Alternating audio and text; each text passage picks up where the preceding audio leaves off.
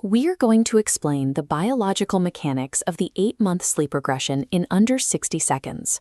For weeks or even months, you finally had a system. Your baby was going down at a predictable hour, allowing you to reclaim some rest. Then, around 8 or 9 months, that system collapses. A baby who was sleeping soundly begins waking up every 2 hours, often found standing in their crib or kicking at 3 a.m. This looks like a developmental step backward, which is why the parenting world calls it a regression. This disruption is actually a byproduct of high-speed neurological growth. To understand the wake-ups, we have to look at what the brain is doing while the rest of the body is trying to rest. The chaos at 3 a.m. starts 12 hours earlier. At 8 months old, an infant's physical capabilities expand rapidly. This is the window for major gross motor milestones. Infants are coordinating their limbs to crawl, pulling their body weight up to a stand, and learning to sit up without assistance. Simultaneously, they cross a cognitive threshold called object permanence, the understanding that people and things still exist even when they are out of sight. Knowing a parent is nearby but invisible often triggers a sharp onset of daytime separation anxiety.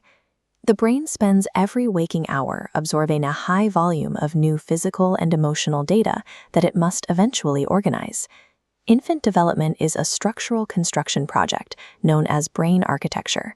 It is an active building process rather than a passive timeline. The scale of this construction is difficult to overstate. An infant's brain forms more than 1 million new neural connections every single second. This wiring is driven by serve and return interactions, the back-and-forth social and physical exchanges between a baby and their caregivers. This neurological workload creates a processing debt that the brain is forced to pay back when the sun goes down. When the baby finally goes to sleep, the brain shifts into processing overdrive. During this phase, the brain must hardwire those new daytime motor skills, the crawling and standing, into permanent memory.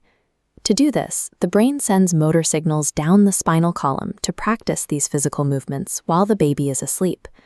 These signals are often strong enough to bypass the body's natural sleep paralysis. Because the paralysis is interrupted, the baby physically acts out the commands. Parents find them kicking their legs, sitting up, or pulling themselves up on the crib rails in the middle of the night. This wake-up is the physical side effect of a brain wiring itself for physical independence. The neurobiology shows that an 8-month sleep disruption is a sign of a healthy, thriving brain. One way to ease the process is to maximize the baby's floor play and dedicated tummy time during the day.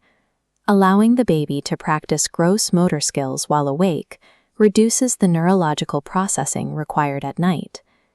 Maintaining a calm sleep routine and practicing patience during night wakings helps manage the baby's cognitive load. Environmental supports provided during the day are the most effective way to help a baby navigate these internal neurological shifts. The exhaustion from disrupted sleep takes a significant toll on parents. These challenging sleep disruptions are actually a direct byproduct of the complex neurological scaffolding being constructed in the dark. These nights provide the foundation for a child's ability to walk, think, and independently navigate their world.